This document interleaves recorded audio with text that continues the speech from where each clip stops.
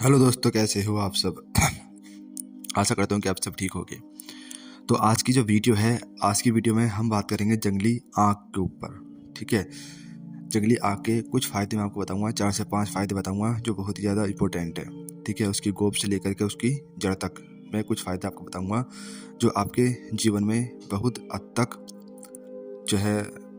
ठीक है, तो सफ़ेद जो जंगली आँख होता है वो होता क्या है। देखो, एक होता है सफ़ेद आंकड़ा, एक होता है काला आंकड़ा, एक होता है जंगली आंकड़ा। तो इसका फ़ोटो आप गूगल पर सर्च कर लेना या किसी जानकार से पूछ लेना कि जंगली आँख का जो पौधा होता है वह किस तरीके का होता है। या आपको जंगल में कहीं भी मिल जाएगा। ठीक है, आप गूगल पर सर्च करना जंगली आंकड़ा, तो वो आपको वहाँ पर फ़ोटो आ जाएगा, उसके माध्यम से आप ढूंढ लेना उसको। ठीक है, उसके बहुत ही ज़्यादा गजब के फ़ायदे हैं। ठीक है, जिसको आप इस्तेमाल कर सकते हो। तो सबसे पहला जो फ़ायदा है वो मैं आपको बताऊँगा वशीकरण का। ठीक है, वशीकरण कैसे, जैसे कि आप कहीं भी तिलक लगा के जाओगे, जो तिलक मैं बताऊँगा कैसे बनेगा वो, उस तिलक को लगा के जब जाओगे तो जो भी आपको देखेगा वो आपके वशीभूत होगा। ठीक है, जो ऐसा आप कहोगे वैसा वो करेगा। ठीक है, मतलब आपको देख करके मंत्रमुग्ध हो जाएगा। ठीक है, आपका कहा मानेगा। ठीक है, और कहीं किसी काम से जा रहे हो आप, वो काम आपका बन जाएगा, है ना। और मतलब कुल मिला के बात यह है कि हर कार्य में आपका वो मदद करेगा। जहाँ भी आप जाओगे बाहर उसका तिलक लगा के सब लोग आपको दिखेंगे, क्योंकि उसके अंदर एक गजब का आकर्षण होता है। ठीक है, तो इसको बनाना कैसे है। पहले आपको जंगली आग का जो पौधा है वो ढूंढ लेना है, कहीं भी आपको मिल जाए।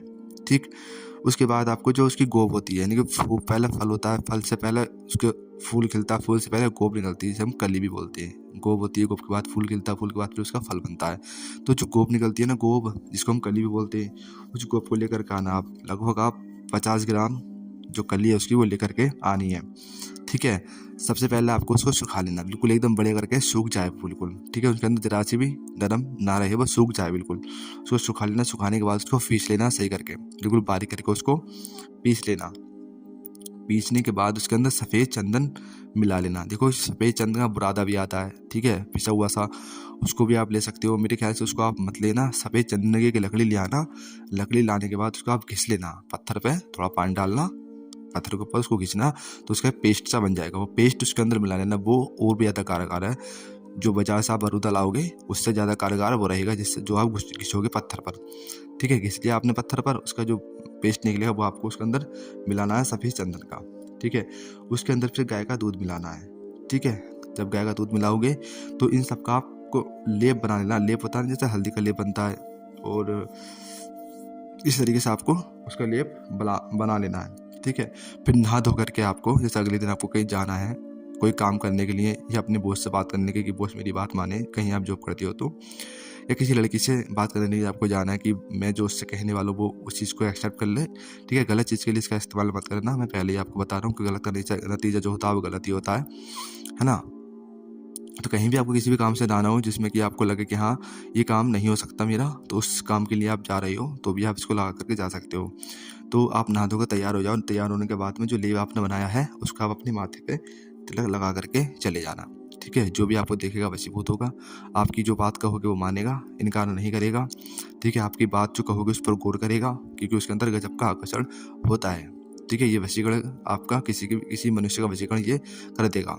ऐसा नहीं है कि आप उसे कुछ भी गलत करा लो, ऐसा वैसा करा लो, ऐसा वशीकरण नहीं करेगा। कहने का मतलब यह है कि वो एक तरीके से आपके प्रति आकर्षित हो जाएगा। ठीक है, आपके साथ बात करना उसे अच्छा लगेगा। ठीक है, और आपकी बातों पर ध्यान देगा, उसको गौर से सुनेगा। इस तरीके से इसका आकर्षण हो जाएगा। पक्का जो वशीकरण होता है वो नहीं होगा कभी आप वो समझने लग जाओ, आकर्षण हो जाएगा आपके प्रति। ठीक है, आपकी बात वो अच्छी तरीके से सुनेगा और मानेगा भी, है ना। अब ये तो हो गया पहला उपयोग इसका। अब दूसरा प्रयोग सुन लो। ठीक है, अगर आपको लगता है कि कहीं गड़ा धन है, ठीक है, आपको पता नहीं लग रहा कि है कहाँ पर, लेकिन आपको पता है कि इस जगह पर गड़ा धन होता है, लेकिन आपको एग्जैक्ट नहीं पता कि यहाँ पर है।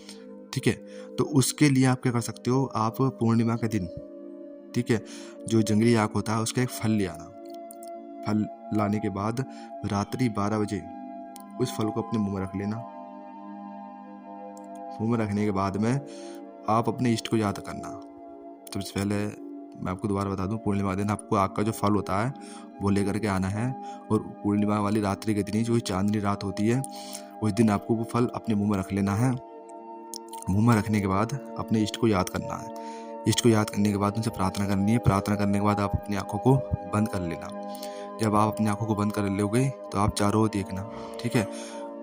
उससे आपको जो अदृश्य धन है, जो गड़बड़ धन है, वो दिखने लग जाएगा और आपको बिल्कुल सही तरीके से पता चल जाएगा कि गड़बड़ धन आखिरकार है कहाँ, ठीक है। और जब पता चल जाता है आप उसको निकाल सकते हो। दूसरा प्रयोग ये हो गया। अब तीसरा प्रयोग आप इसका सुन लीजिए। जैसा कि आप चाहते हो कि हमारे घर में कोई भी भूत प्रेत की बाधा ना हो, मतलब ना हो, और भूत प्रेत कोई भी हमारे घर में ना आए, तो जंगली आग की जो जड़ होती है ना, जड़, उस जड़ को आप ले आना और अपने घर में रख देना, ठीक है। जब आप जंगली आग की जड़ को अपने घर में रख दोगे तो कोई भी भूत प्रेत की बाधा आपके घर में नहीं होगी, ठीक। तो और 2-3 प्रयोग बता दिए मैंने। चौथा प्रयोग, इसकी जड़ जो होती है ना, जंगली आग के पौधे की जड़, अगर आपके घर में पहले से ही भूत प्रेत की बाधा है, ठीक है, तो उसको आप कैसे हटाओगे, कैसे दूर करोगे? जंगली आग की जड़ होती है, उसको आप ले आना और उसको जला लेना। जलाने के बाद उसका धुआं देना पूरे घर में। जैसे हम धुनी करते हैं ना कंडे के उपले की, उसकी धुनी पूरे घर में देते हैं, कपूर की धुनी देते हैं, वैसे ही उस लकड़ी को भी जला लेना। जलाने के बाद उसका जो धुआं होगा पूरे घर में कर देना। आपके घर में भूत प्रेत की जो बात होगी वो एकदम ही खत्म हो जाएगी, ठीक है। ऐसा नहीं है कि उस दिन करो उतनी खत्म हो जाए, लेकिन उस समय से हट जाएगी वो। फिर भले से बाद में हो जाए लेकिन हट जाएगी।